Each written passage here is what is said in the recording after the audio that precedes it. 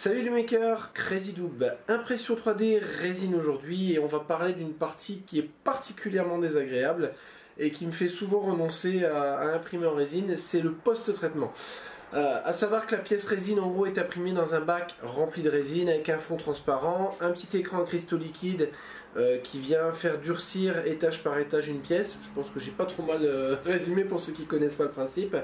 Le souci c'est quand vous sortez votre pièce de la machine, elle est recouverte de résine liquide, donc il faut impérativement nettoyer avant de pouvoir faire un post-traitement aux UV. En gros, la résine a besoin de subir une exposition aux UV pour bien durcir la fameuse résine. À savoir qu'elle est partiellement durcie pendant l'impression, mais pas suffisamment pour assurer une résistance suffisante. Donc en gros, il y a deux étapes, un nettoyage et ensuite un passage au four.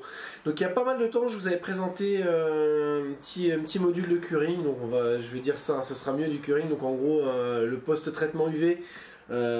Fait avec mes petites mains potelées, donc avec des bandes des bandes de LED UV. À savoir qu'il existe des solutions clés en main. Ici je vais vous en présenter une en fait qui a été créée par Sovol 3D. C'est une marque chinoise. C'est à mon avis le kit qui est le plus abordable financièrement. C'est pour ça que j'ai choisi celui-ci pour vous présenter le système. Le but d'aujourd'hui c'est déjà de vous présenter un petit peu le fonctionnement rapidement et surtout de voir si ça a un intérêt, si l'investissement vaut le coup ou pas, parce que malgré tout ça reste un petit investissement. Donc je vais vous présenter les deux machines l'une après l'autre, je vais vous passer la partie impression 3D, voilà, qui a aucun intérêt ici, et puis ensuite vous donner mon avis sur l'ensemble. Pour ce type de machine, je recommande quand même des résines lavables à l'eau, parce que bon, elle peut traiter l'alcool sans aucun problème. Le souci c'est que vu la taille du bac, on se retrouve vite avec des très grosses quantités d'alcool à utiliser en fait pour remplir suffisamment de niveau et nettoyer les pièces. J'ai imprimé un set de petits boutons, donc c'est des boutons de potentiomètre custom, comme j'ai déjà présenté sur une vidéo Fusion 360. Du coup, on décroche les boutons. Eh ben, ils tiennent très bien. Voilà. On met tout dans la cuve. Nom d'une pipe. Voilà. Donc l'avantage c'est qu'on peut se laver les mains en même temps. Voilà. Mince, j'en ai un qui est tombé à côté. Voilà, et le dernier qui est ici et qui tient très bien. En tout cas, on peut dire que j'ai pas de problème d'adhésion de la pièce, elle est partie loin, on va aller la rechercher. Hein. Une fois les pièces transférées dans la machine à laver, si je puis dire, on ferme le tout. Voilà.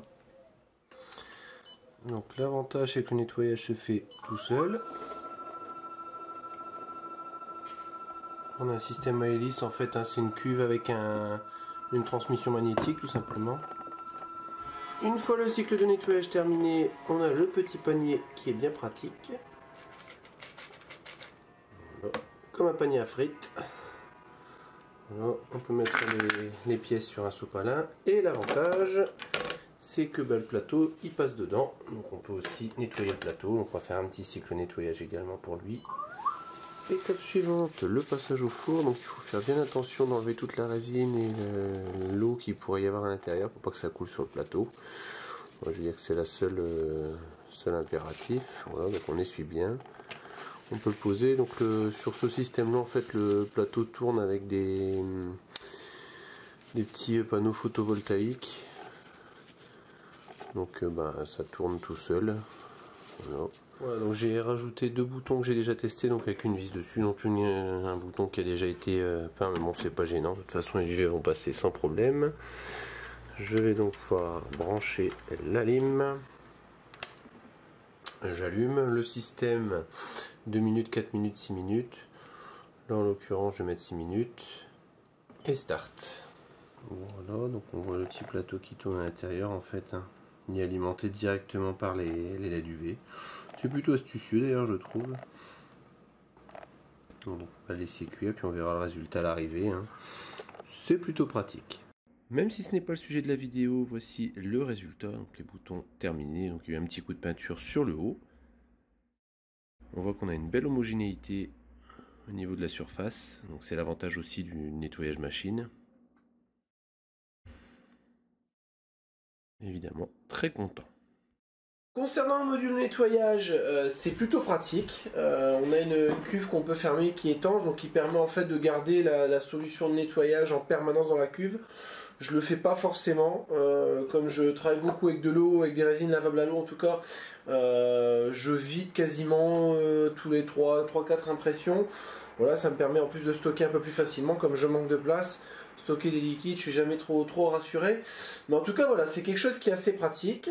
À savoir par contre, quand la corvée de nettoyage intervient, ça peut être un petit peu casse-pied parce qu'en fait la résine a tendance, on le voit un peu ici sur le bas, elle a tendance un peu à décanter, donc à se stocker sur le bas. Donc le jour où le nettoyage est à faire, c'est pas forcément super agréable, mais ça fonctionne très bien. L'avantage c'est que voilà, le mouvement d'eau va bien retirer la résine partout et ça évite d'avoir des coulées de résine qui viennent de un pourrir la machine de curing et de deux voilà, générer des coulures et fausser vos pièces.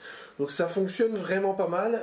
Ce qu'il faut par contre, c'est du coup, comme la pièce est immergée longtemps, si c'est une pièce voilà, avec un volume, c'est vraiment de la laisser égoutter relativement longtemps et de prévoir surtout à l'impression des petits trous d'évacuation.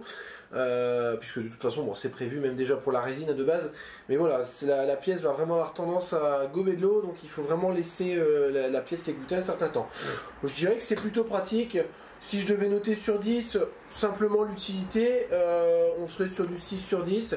On peut s'en passer, ça a un coût, mais voilà, par contre ce sera à mon avis plutôt destiné à des personnes qui impriment quand même en quantité en résine.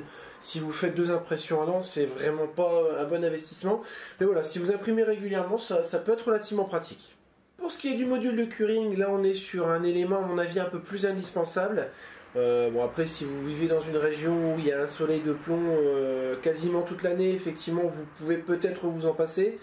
Même si le curing au soleil, je trouve, donne de moins bons résultats quand même. Voilà, c'est vraiment indispensable de traiter vos pièces aux UV, voilà, pour avoir des impressions qui sont fixes, voilà, une résine qui est vraiment bien prise. Ce kit-là est plutôt pratique, économique en termes d'énergie. En fait, on n'a pas comme sur mon système des bandes partout, on a voilà, deux modules latéraux, un module supérieur, et en fait un système qui vient tourner. D'ailleurs, on le voit tourner là avec le peu de lumière qu'il y a. On voit le plateau qui tourne, ce qui fait qu'en fait on consomme rien ici au niveau du moteur. Là voilà, je suis vraiment convaincu par ce système. Voilà, autant la machine à laver, ça peut être un peu gadget et voilà, on n'a pas un côté vraiment indispensable, juste pratique. Que voilà, cette machine à curing là, vraiment c'est quelque chose qui est bien foutu et que je recommande vivement. Voilà, j'espère avoir répondu à vos interrogations concernant les machines de post-traitement des impressions 3D résine. Si vous avez des questions dans les commentaires, comme d'habitude ça se passe juste en dessous de la vidéo. Likez, partagez, parlez-nous autour de vous, rejoignez-nous sur les réseaux sociaux. Prenez soin de vous et je vous dis à bientôt pour de nouvelles vidéos.